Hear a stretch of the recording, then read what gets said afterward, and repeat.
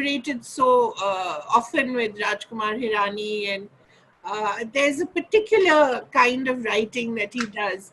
And, people like Dibakar, whom you've worked with. What are the things that you've learned from these fabulous directors? Wow. Well, almost everything. It's like an extension of what I did as a kid. Yeah. It's like watching all your favorite movies ever since. I always say this. I always say I've watched movies ever since I was in my mama's womb. So it's like an extension of that. So you work to a point where you say, now you're working with these guys and you're actually making movies that hopefully will make a mark. And I am so proud to say that these movies are spoken about even today, and you're part of it.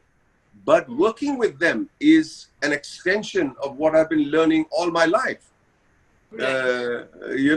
Dibakar used a very lovely word that I want one more take. I want one more take. I said, okay, sure. What is it that you want in that take? He's like, I'm not so sure. And that's, that's such a nice thing to say.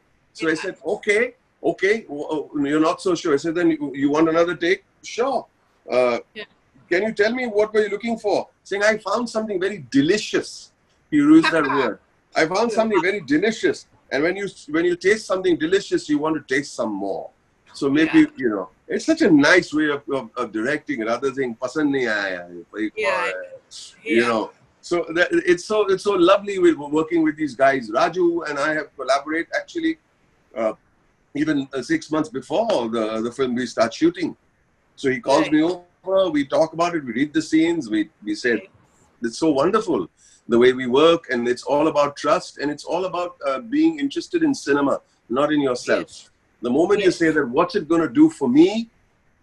You've got a problem. What's it going to do for the film? You don't have a problem. You get what I'm saying? Yes, and that's the beauty of filmmaking. It's so collaborative, and I think that's what all of us are missing right now. Just the theatre-going experience, the feel of being part of collective, where you're sitting there in the dark, just watching the magic. It's not the same on streaming, isn't it? I hate to say it, but no.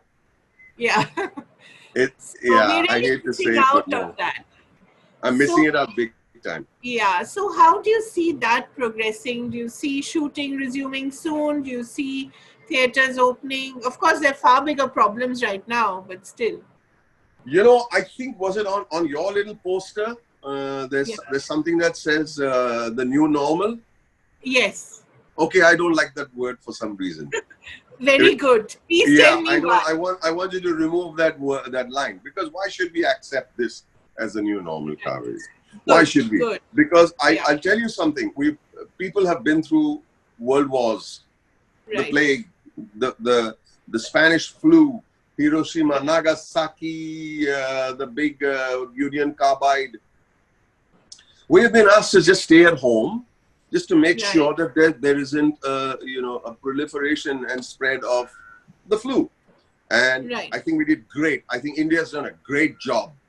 Look how the USA is struggling. They have no clue, because there's a complete two split country system for some reason. But this can't go on forever.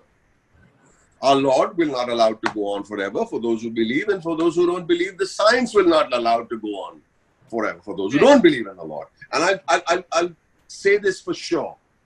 This is now not how it's supposed to be for the rest of our lives. Right. Please. I'm ever the optimist, Kaveree. But I think if we can understand the gravity of what's happening, around the globe, and be a little more disciplined, and I think that's what this call is all about. A little more disciplined and a little more responsible. I think we'll be fine. We will. You've always wanted to excel or do the best you can in whatever you do, right? When you were a waiter, when you were a photographer, when you're an actor, now when you want to be a director, I believe, you always want to do something that is the best possible, right? So you set very high standards for yourself. I don't know. I'd like to set the standard where I turn and say, is this the best I can do? Right. Is this the best I can do? If I was a waiter, I set out to go to the Taj Mahal Hotel as a waiter. And so when the Parsi manager, the eccentric Parsi manager said, which department would you like to join? And I said, Rendezvous. Right. Oh, it's very good, very impressive. You want to join the best restaurant, the most expensive restaurant in the city, or maybe in India, the most exclusive restaurant, Right. and it's on the rooftop. Hmm. So I said, yeah. He said, Yeah. great, aspirational young man. I said, thank you, Right. sir. He's saying, but idiot,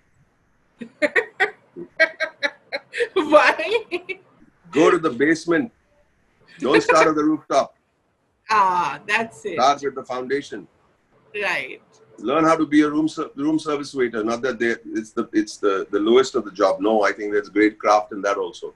But you got to pay your dues, So I believe that even while, so I worked myself to the rendezvous. I wanted to reach the rendezvous. How can I not go there? Because that's the intention. If as a kid I wanted to be a writer director, that's what I'm going to be. But nobody give me a timeline that you cannot do that when you become a grandfather. That's what I have to say. Nobody give me a timeline. I'll do it in my own time, and I'll do it as when I'm good and ready, and I've been working hard for it. Really hard for it, Kaveree. Right. It's so wonderful to see that work ethic. I wish everybody had that.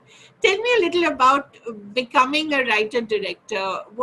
How much can you tell us about what you want to do, the kind of movie you want to make? It hits you. I wanted to do this all my life, and I know the story will come my way. One day, I was 7 8 years ago. Sujoy Ghosh comes to my house to pitch 5 or 6 films, and this little log line. He said it in 2 lines. This is a story about this, and I said, I like that, but I want to direct it. Right. You think it's yours? Oh wow! Yeah. That's very generous of him. I mean, it's incredible. Yeah. And when I wrote my first draft, the first person I had to go and pay my respects to was Sujoy Ghosh. I went and narrated it to him. And of course, I'm on my 10th draft since. But the first draft that I wrote, I went and narrated Sujoy Ghosh because even though he just gave it and he's forgotten about it. But my duty to him is that I hope I am not corrupting what you had in mind. That's part of the ethic, Kaveree. It's part of the ethic. And then, so there was this log line. He gave me, in a nutshell. I said, sounds great. I started developing it. I wrote one scene, then I wrote another scene, then I wrote another scene. And then I wrote till the interval. And then that's when I met Alex. And he says, you know what? I came to meet you as a favor to a friend. And I was just saying, I'll just meet him, have a cup of coffee and go. But I'm in trouble now, he said.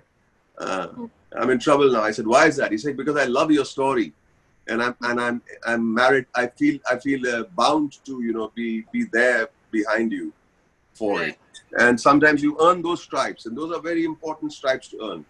And they come only from hard work. People say, your first film, Munna Bhai MBBS was a huge success, and you're an overnight success. I said, sure, it took 40 years to become an overnight success. Right. I think it's very important to understand that there is nothing overnight about success. It takes years. It takes years. Mine has taken a little longer. I don't advise it to youngsters, but I am not grumbling at all. Please like our social media handles and subscribe to our channel by clicking on the bell icon.